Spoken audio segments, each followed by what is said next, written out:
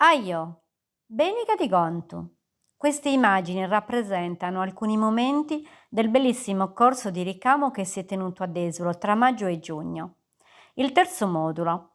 Durante queste ore di lezione abbiamo imparato a ricamare la cuffietta, Sukugudu. Io mi sono innamorata di questo costume quando da piccolina guardavo le immagini della processione di Sant'Efisio davanti alla TV insieme a mia nonna Evelina.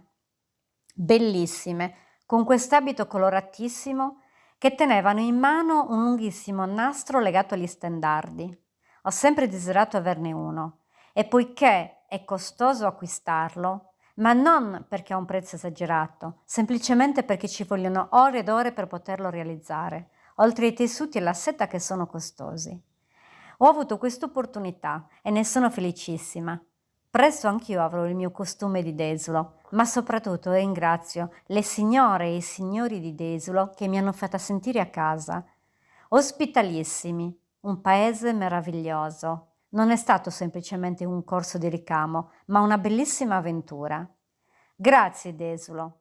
Asibiri Sanusu.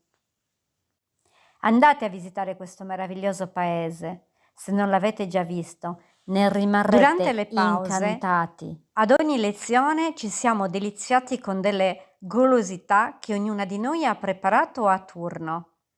Ve l'ho detto, una grande famiglia. Un'esperienza unica e indimenticabile.